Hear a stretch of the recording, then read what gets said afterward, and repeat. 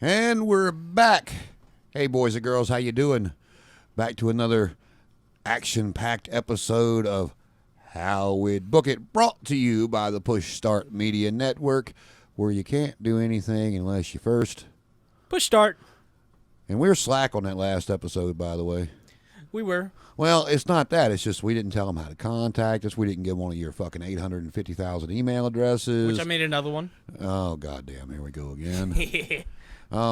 I am the one and only J. Brandon Ingram. You can find me still in the RVA right now, back to Myrtle on Sunday, where you can catch me at the world-famous Dollhouse behind the DJ booth and microphone. And to my immediate right, in the same room. In the same room this time. Yes. I am Christian Ingram. Also known as? The Power Rangers guy sometime, depending on where you look. He's here, he's there, he's everywhere. Yeah, I got a lot of different interests, so I'm doing a lot of different things. I mean, you can find me on my social media, allcharisma_CI. Underscore. Getting ready to go to Durham for his photo training. Yep, I'm actually excited about that. I've never had a job that I actually liked. You know, if Tony Khan or somebody would call us, then we could. My phone number is. No, let me stop. I ain't giving out my phone number. You can message us and we will send it to you. Yes, or email, because if I have somebody calling me, I did put my phone number on a business card one time. Never made that mistake again. Why is that? Do tell. We were in Cookout. This was at NecoCon in Hampton, Virginia. Somebody decides to FaceTime me, and it's a dick. They said, eat a dick. Yeah, pretty much. No Cookout for you. Eat a dick. Yep, so that's why you never put your phone number on a business card. That's why. See, me being me, I just whipped it out and stuck my balls right on the screen and gave it right back to him. I was at Steak and Shake. There's so many jokes to go into that. We just leave that one alone.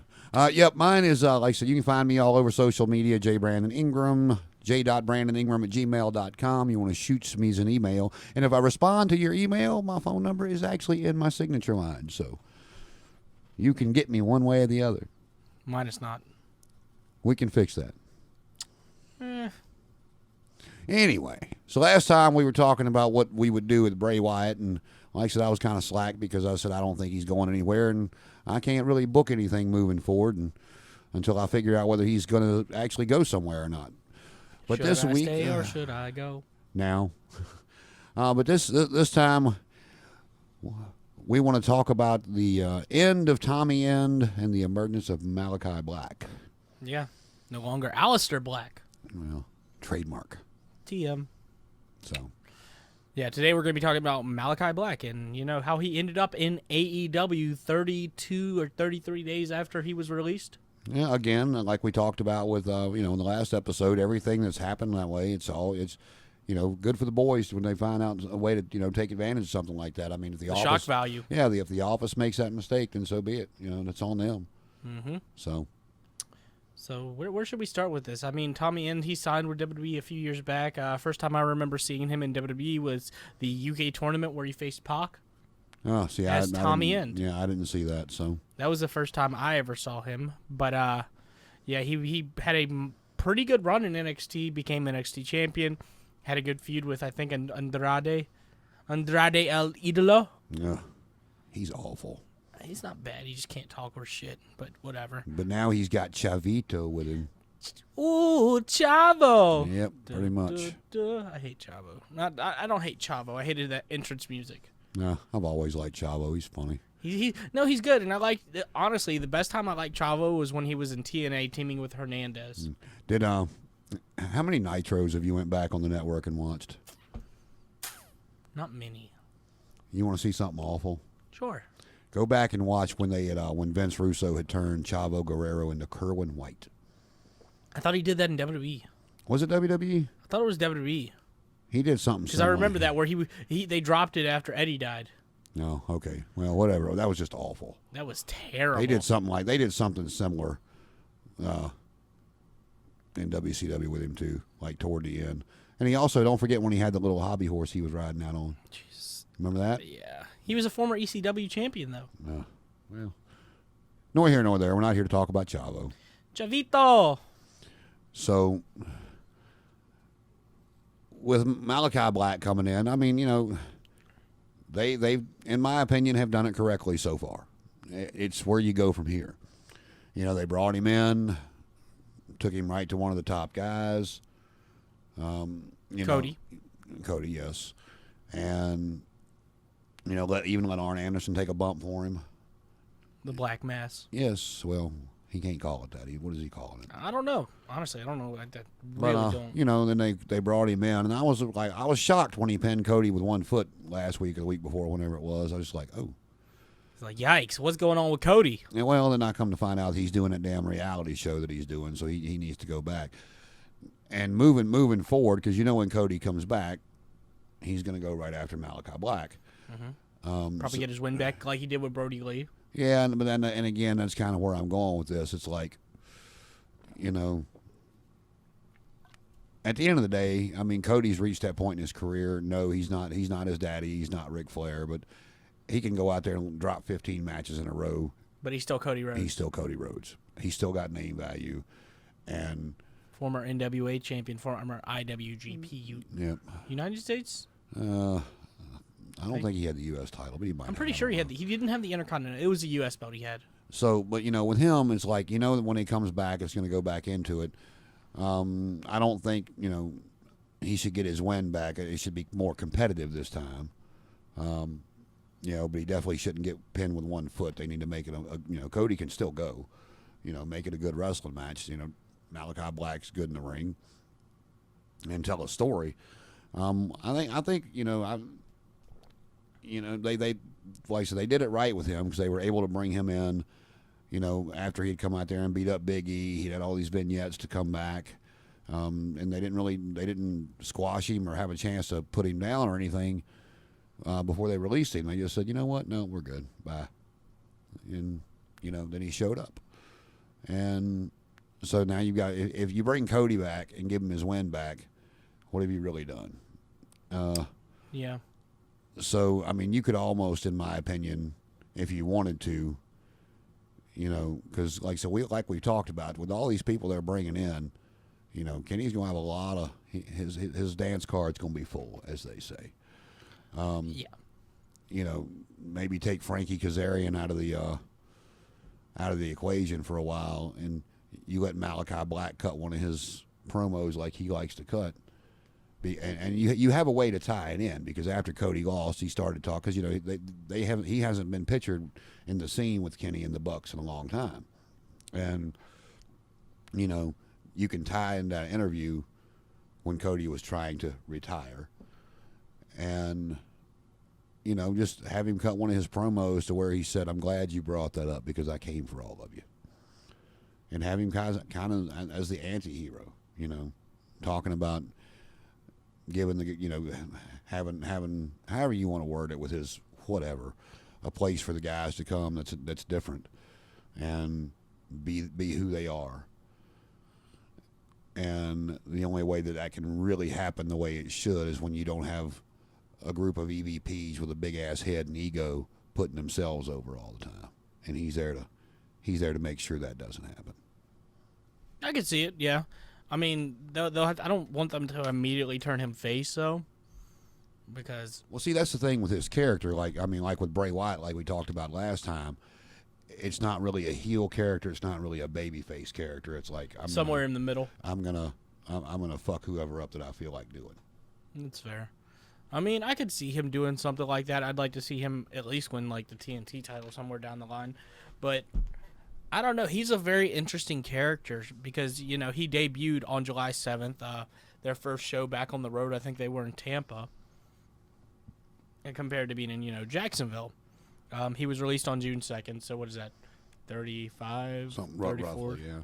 And I'm glad there's people back for it. It's like I told you. It's like I haven't been excited at all for Matt Hardy being in the AEW.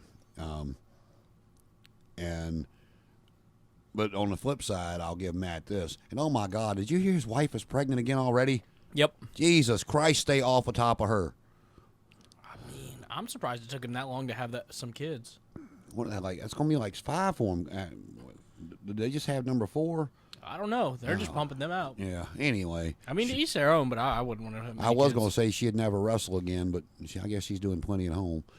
But, you know, when he debuted, if there had been an audience there, when that drone hit the ring, that crowd would have went batshit crazy. Oh, yeah. But, you know, nor here nor there, he's moved on to the Hardy family office, and, you know, we might see Broken Matt back at some point, and we're getting off subject, but just saying, you know, at least Black had a crowd for his debut. Yeah, that was the unfortunate part about Brody Lee and Matt Hardy. They debuted the same night.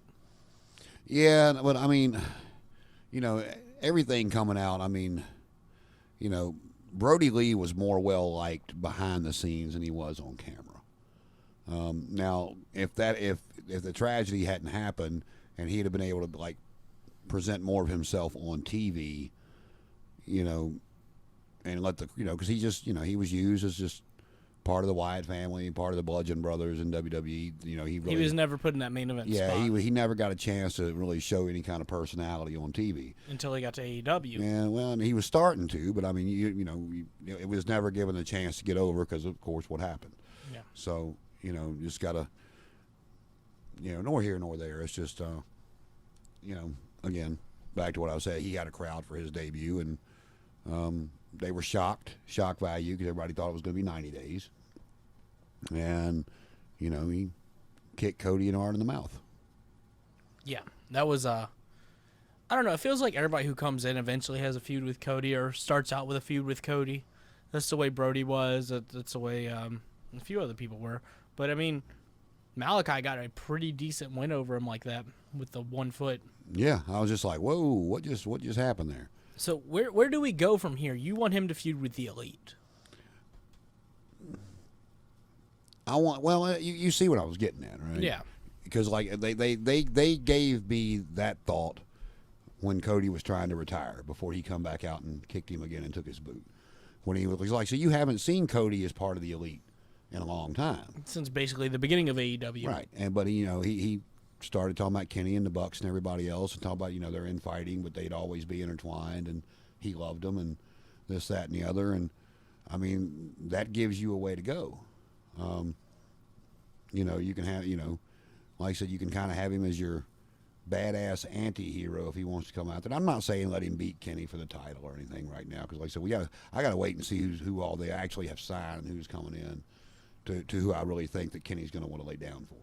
It's going to have to be a big name or someone who's on a hot streak to beat Kenny, because right now he's multiple champions. Yeah, so, you know, I'm waiting to see what happens with that. But like I said, I mean, you know, and maybe that's where they're going with it. I don't know. It's going to be, why else would Cody bring him up on the microphone after so much time has passed? And he's supposed to be the baby face, and they're like definitely entangled as heels right now. And the funny thing is, they're cheering Malakai but booing Cody. Mm-hmm. So, you know, I don't know. I mean, and you could do it easily. It's like, you know, if he come out there and said something about him, you could have any of them come out there and say, well, you know what? Yeah, but Cody's not what he used to be. He's not elite anymore. He's a loser. That's why you couldn't do that to me. And that's such a quick move to where you couldn't do that to me, where he turns around, spins, whoever's saying it, whether it's Kenny, one of the Bucks, whoever, turn around, spin kicks him and knocks his ass, and just looks down at him like, I just did. Yeah, I mean, that could happen. I mean, I don't know. I don't know if they're going to put Malakai in that situation, because if he does feud with the Elite, he has to lose to them, or someone at least. He don't have to lose to any of them but Kenny. Yeah. Because the Bucks are tag team wrestlers. So are Doc and... You know, even though they talk about the matches that Carl Anderson apparently had in Japan, and I probably should watch one. 2012 G1 Climax. Because he's just like some of the stuff he's done between AEW and his WWE run, he's like, they made him kind of goofy. And yeah, he's more of a comedic character, whereas in New Japan, him and Doc were running through everybody as badasses. Yeah, and that's why they brought him in, and then they do what WWE does and just screws him over. Well, I mean, it's like, I mean, and right, wrong, or indifferent, if people want to, you know, you hear all the time, if it's not Vince's creation, he don't want, like the broken Matt Hardy gimmick, you know, he just didn't get it. He didn't understand it. He's like, huh? What? Like, it sounds dumb. Yeah. No, they're the Hardy Boys. And then he finally gave him a chance to do it, whatever. And you saw how well that didn't go over there. No, because he didn't get really a chance to do anything with it. All he did was team with Bray. I mean, we didn't mention that last episode, but yeah, he did team with Bray, won the tag team titles, I think, and then The Eater of Worlds. yeah, that's about it. Deleter of Worlds. Deleter of Worlds, yeah. But I mean, and you've heard this for a long time. It's why he used to, it was a trademark thing, yeah, and merchandising thing also. But people have said for years, and I guess it must be true, that if it's not Vince's creation, he just don't want to do anything with it. If he didn't have something in the creation of it, which still shocks me to this day that he did so much and still continues to do a lot with Goldberg. But outside of that, I mean, it's everything that's always gotten over. Everybody always, who was responsible for wrestling taking off? Was it Hogan or was it McMahon? People tried for years to make Lex Luger the next Hulk Hogan. Didn't work. He wasn't Hulk Hogan, and he had the body, sure. Oh, he looked better than Hogan body wise. I mean, Luger looked like a fucking Adonis. But on the flip side of it, it's like, I tell people all the time, who do you think was responsible? I said, I think it was a combination of the both. You couldn't do one without the other. No, it was McMahon's vision and smarts to do it, and Hogan was, he had the charisma to pull it off. Was he awful in the ring? As far as what I like, yeah. But the merchandising, Hogan had started the Hulkamania shirts back in the AWA. Yeah, I mean, he was doing that 2 to 3 years before he came to the WWF. So like I said, I think it was a combination of both. And I mean, could you have put somebody else in that position? Sure, you could have. Would have been as big, maybe. But if like just using Luger as an example. Luger didn't. It wasn't that he didn't like people. He just, Hogan, Flair, people like The Rock. They relish charisma. Well, that and they relish being, that attention. It's like they like being recognized. Luger never did. That's why when they did the whole Lex Express, like one of the big arguments was the Lex Express would pull up, and people would, he's from the TV stuff. He's supposed to be in it, getting off the bus and kissing babies and signing autographs and. Luger's nowhere to be found. He's riding in the Lincoln Town car, coming up the road behind the Lex Express. Like, you dumbass, you got to stay in the bus. It just wasn't him. No, it wasn't in his character to be that outgoing, charismatic type. So, I mean, yeah, Lex Luger's a different story. Hulk Hogan definitely probably the biggest thing in wrestling. The most over Luger ever got was after he came back to WCW. And it wasn't the shock value there. This was after the NWO started. But Luger had gotten, he'd gotten over, and he beat Hogan for the belt on a Nitro. Man, that roof exploded off that place. Of course, they took it off of him a week later. I think it was like the pay-per-view. They took it off of him or whatever, but he didn't keep it long. But that's the most over I remember Luger being. And I have no idea what the fuck just got me on that rampage. I don't know, man. But I mean, like with Malakai Black, back to where we were doing, I mean, the reason you got to understand my method of thinking and stuff, and why I say he should feud with the Elite now. I mean, Cody's Cody, and if you don't feud with somebody on that level, it's going to devalue your character. And they brought him in hot, so you got to keep him hot. How do you do that? You got to, and that could be Cody's way back into the Elite too when he's ready to come back, because you're starting to bring all these guys in. So if you bring a faction in, consisting of Braun Strowman, Rowan, or Bo Dallas, and Bray Wyatt, it's like we talked about the last episode. Those three guys would just, they could just blow on the Dark Order and knock them all over. I mean, the Elite too. Let's be real. But so you get what I'm saying. It's like, oh shit. And they could actually throw some realism in there. Yeah, we came in here, we wanted to give you good matches and make some money, but we filled it with people that we could just smack around. But now it's time we got to get serious. We're not afraid of you, but we haven't been serious as of yet. We just came in here to have some fun together with our boys. Now we got to get serious. If that makes any sense at all. Like I say, it could be Cody's way back into the Elite, and when he comes back, yeah. and and like I said, you don't really have to say Malachi Black's a babyface. It's just, I don't care about you. I don't care about you. And in the process of maybe one day having an encounter with Sting and Darby because of the whole dark thing, I mean, if he's going to kick Arn Anderson in the mouth, I mean, Sting actually wants to wrestle a couple more matches, so he can take that. Yeah, he's in a tag team match next week. He can take that bump, so. I'm sure it's better than a buckle bomb. Yeah. Well, I mean, he blamed himself for that, so, Yeah, I mean, it is what it is, so.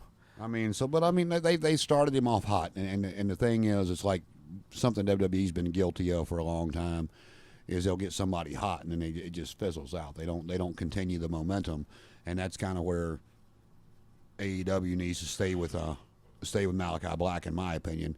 It's like they brought him in red hot, let him pin one of their top guys with 1 foot. I mean, so anything less, you don't stick him in the ring next week with Brian Pillman Jr. per se. Yeah, no. I mean, like, I just pinned Cody Rhodes with 1 foot. Why the hell am I in the ring with this guy? You think you should feud with Orange Cassidy? Oh, Jesus Christ! If they can let it be quicker than the Cody match. Ding ding, kick 1 2 3. Oh, okay. Thanks for coming. You don't want to see the hands in the pocket? As long as he's getting kicked in the mouth while he does it. Damn, so it's like that. No, it's like that. No, I could see him feuding with Darby, though. I could definitely see a good feud there. I don't know. I'd like to see the Cody feud continue and then him go for a world title match, but with the people that they're bringing in, I think the Cody feud is gonna be done, and then he's gonna feud with some homegrown talent in AEW. Well, they're going to have to build that homegrown talent up because, like I said, it's not the, whatever. It's just, you started him off red hot, so you hot shotted him right there to the main. You put him in the main event level by letting him pin Cody Rhodes with 1 foot. Yeah, I mean, because at the end of the day, if he'd have went out there and pinned Darby Allin with 1 foot, that's one thing. Darby's not Cody. No, so let's be real. Darby's been TNT champion, but he's never been the guy like Cody with the NWA title. And he never will be. He's not big enough. And they they just, that's Adam Cole's problem in WWE. He's never going to be the guy as long as Vince is around, because Vince is getting back to what we talked about last week. These big, huge guys he likes. What his envision of what a wrestler looks like and what a wrestler should be. And, as much as I like Adam Cole, I mean, he's great in the ring. He's great on the mic. His facial expressions are phenomenal. But, he's not 6'2", 6'3", 235. It's just, he wasn't gifted with that size.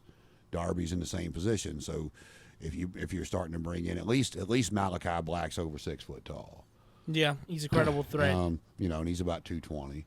I mean, he's a good sized guy these days for this time. I mean, he's not Braun, he's not Bray, but he's a decent sized guy for now. And he's a good wrestler. And the thing is, like we've talked about before, that's why like some of these people that have these finishes, I don't care if you're Darby Allin or if you're the Big Show, Malakai Black can hit you with that kick. And,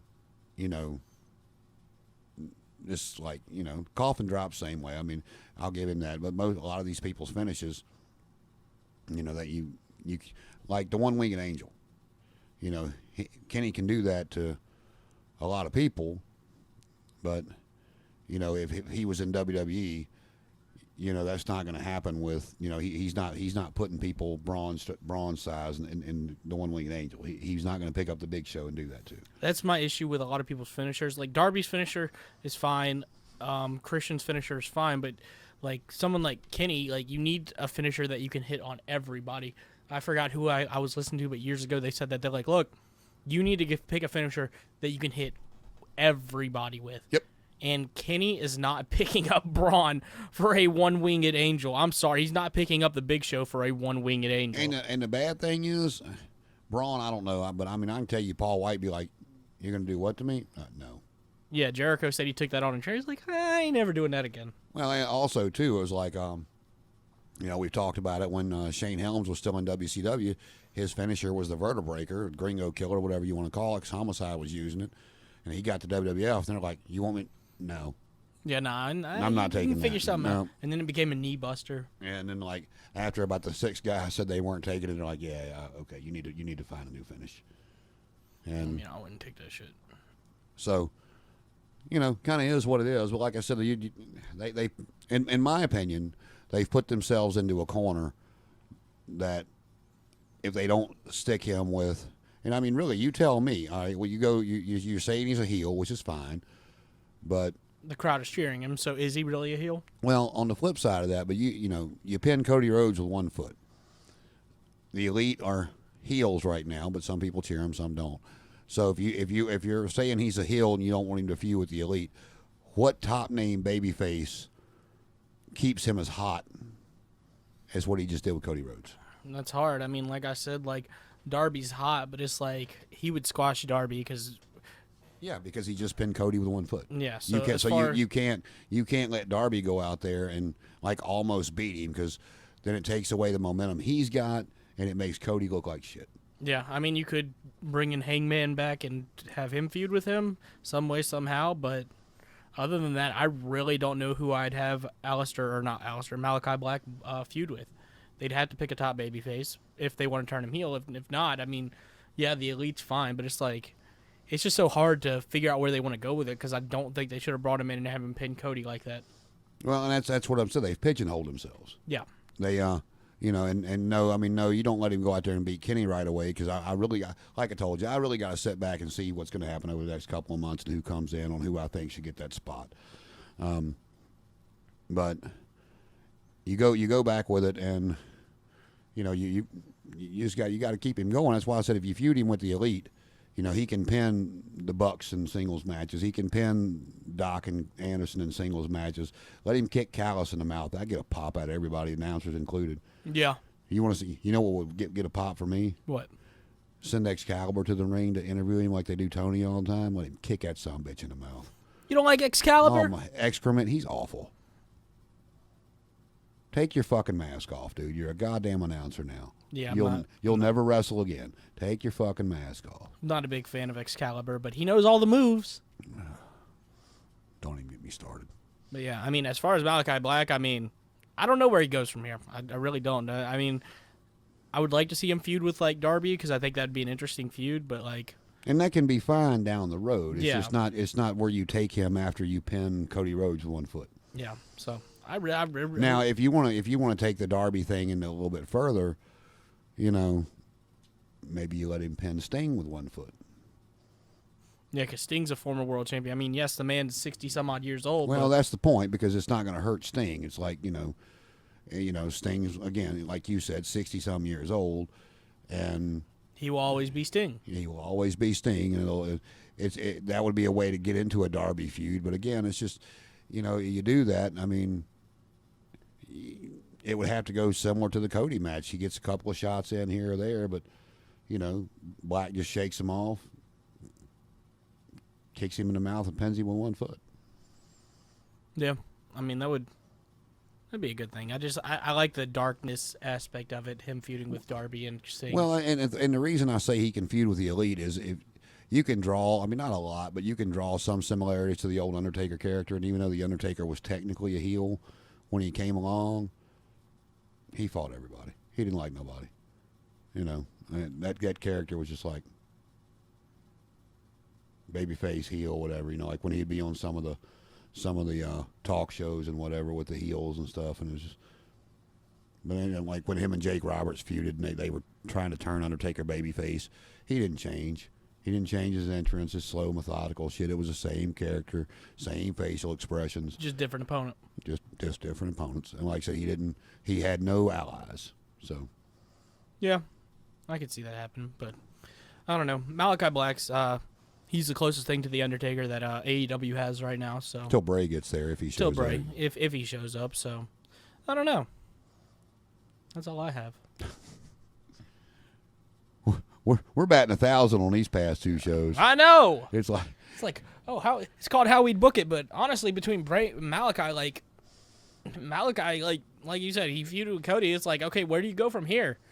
Yeah. I mean, you if you really wanted to work, I mean, I get, and it goes back to the same thing I told you with Bryan Danielson. you got to bring him in hot because of the way they went out. Yeah. But you could have. Danielson's a little different mix. He was feuding with Roman. But, again, you brought him in so hot. You got to keep it that way. And the only way to keep it that way, in my opinion, and because Cody opened the door by talking about how tight he was with Kenny and the Bucks and everything, he opened that door. For them to feud together. Yeah, you reference that part of the promo. Next time Malakai Black talks, he's holding up the boot. Well, I guess you're too much of a pussy to come fight me and take this boot back. Maybe one of your boys is man enough to come out here and fight me. Yeah, because now that Hangman Page is gone, that the All Out show is just Kenny and Christian, which is going to be a short-term feud because it's just to get Kenny over in a short-term thing. Let Kenny beat a big name. Yeah, which he does need. Let's be real. He has beat Moxley for the title. Was it clean? No, but he did beat Moxley in a rematch. He's beat world champions Rich Swann. He beat he defeated Jungle Boy, but he hasn't beaten anybody who's a former WWE World's Heavyweight Champion. Except Moxley. Yeah, except for Moxley. Nobody on the level of Christian. So this will make him look like a credible threat as a world champion. Maybe. It depends on what the match looks like. Now, do you think Christian's going to win the Impact title? Because we're recording this right before the first Rampage. I think there's a possibility. And, with them both being Canadian, it might be Impact going, okay, we need our own champion. And he's using his old TNA music. So, his TNA name. Yeah, well, that was his name on the Indies, so let's be real. Yeah, he trademarked that after he left WWE. So,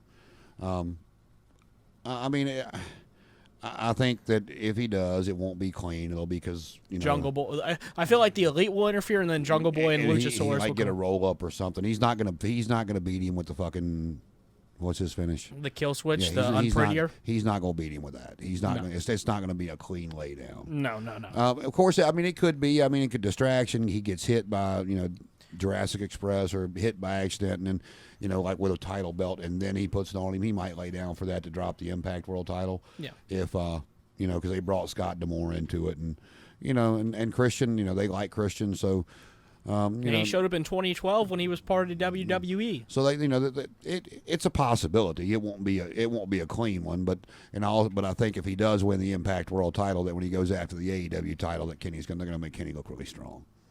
Yeah, Kenny's going to get pissed, be like, "Hey, yo, bro, ain't happening again." Yeah, pretty much. So but as far as Malakai Black, I don't have anything else to say. No, I told you. That's I don't know where else to go with him because, again, just to recap.